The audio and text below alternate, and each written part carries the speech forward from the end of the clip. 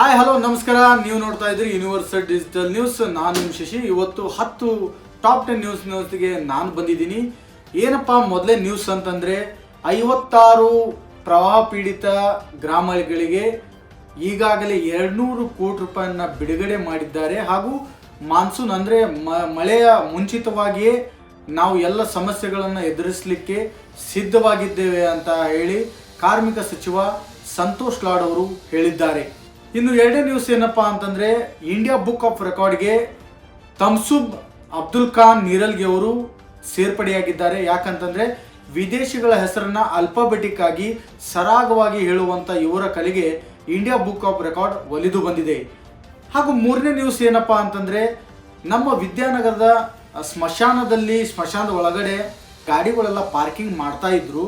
ಆ ಪಾರ್ಕಿಂಗ್ ವ್ಯವಸ್ಥೆಯನ್ನು ತಡಿಬೇಕು ಹಾಗೂ ಆ ಸ್ಮಶಾನಕ್ಕೆ ಗೇಟ್ಗಳನ್ನು ಅಳವಡಿಸಿ ಒಳಗಡೆ ಇಡುವಂಥ ಬೈಕ್ಗಳನ್ನ ನಿಷೇಧಿಸ ಮಾಡಬೇಕಂತೇಳಿ ಅಲ್ಲಿರುವಂತಹ ಹಿರಿಯರೆಲ್ಲ ಅದಕ್ಕೆ ಒತ್ತಾಯಿಸಿದ್ದಾರೆ.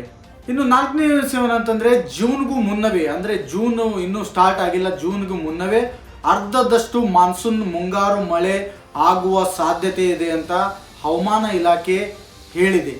ಇನ್ನು ನೈಋತ್ಯ ರೈಲ್ವೆ ಅವರು ಕಿಟಕಿ ಹಾದಿಯ ಒಂದು ಪರಿಶೀಲನೆಯನ್ನ ಮಾಡಿದ್ದಾರೆ. ಏನಪ್ಪಾ ಅಂದ್ರೆ ಹುಬ್ಳಿ ಟು ಕುಲೆಂವರೆಗೂ ಕಿಟಕಿ ಹಾದಿ ಪ್ರವೇಶನ ಮಾಡಿದ್ದಾರೆ.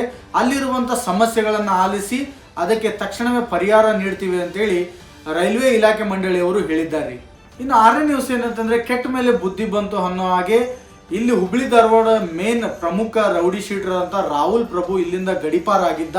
ಆ ಗಡಿಪಾರ ಆದಂಥ ವ್ಯಕ್ತಿ ಮೈಸೂರಿಗೆ ಹೋಗಿ ಅಲ್ಲಿ ಒಂದು ಹೋಟೆಲ್ನ ಪ್ರಾರಂಭ ಮಾಡಿ ಉತ್ತಮ ಜೀವನ ಕಟ್ಟುಕೊಳ್ಳುವಲ್ಲಿ ಯಶಸ್ವಿಯಾಗಿದ್ದಾನೆ.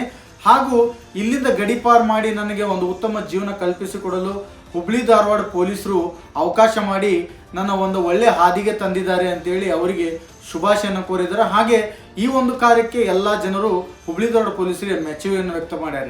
ಇನ್ನು ಏಳನೇ ನ್ಯೂಸ್ ಏನಂತಂದ್ರೆ, ಇತ್ತೀಚೆಗೆ ಅಂದರೆ 2 ದಿನಗಳ ಹಿಂದೆ ನಟ ಕಮಲ್ ಹಾಸನ್ ಅವರು ನಮ್ಮ ಕನ್ನಡದ ಬಗ್ಗೆ ಏನು ಅವಹೇಳನಕಾರಿ ಹೇಳಿಕೆಯನ್ನು ನೀಡಿದ್ರು.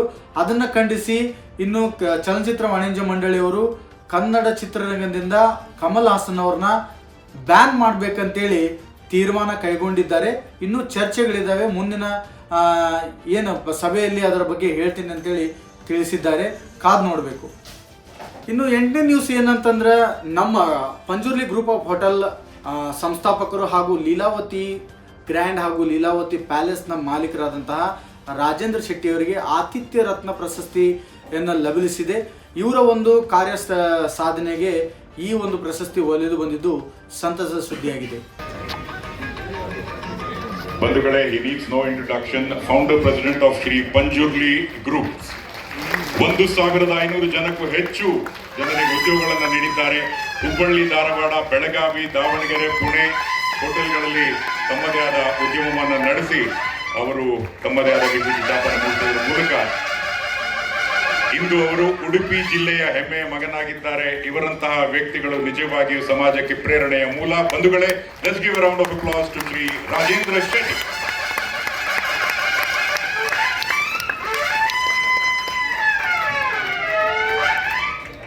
ಇನ್ನು 9ನೇ ನ್ಯೂಸ್ ಏನಂತಂದ್ರೆ, ನೂತನ ಶೈಕ್ಷಣಿಕ ವರ್ಷಕ್ಕೆ ಎಲ್ಲ ಶಾಲಾ ಕಾಲೇಜುಗಳು ಸಿದ್ಧವಾಗಿದ್ದು ಇನ್ನೇನು ಮಕ್ಕಳು ತಮ್ಮ ಪ್ರೀತಿಯಿಂದ ತಮ್ಮ ಶಾಲಾ ಕಾಲೇಜುಗಳಿಗೆ ಆಗಮಿಸಬಹುದು ಅಂತ ಜಿಲ್ಲಾ ಅಧಿಕಾರಿಗಳು ಹಾಗೂ ಅಲ್ಲಿಯ ಶೈಕ್ಷಣಿಕ ಅಧಿಕಾರಿಗಳು ಬಂದು ಶಾಲೆಗೆ ಬರಬಹುದು ಅಂತೇಳಿ ತಿಳಿಸಿದ್ದಾರೆ.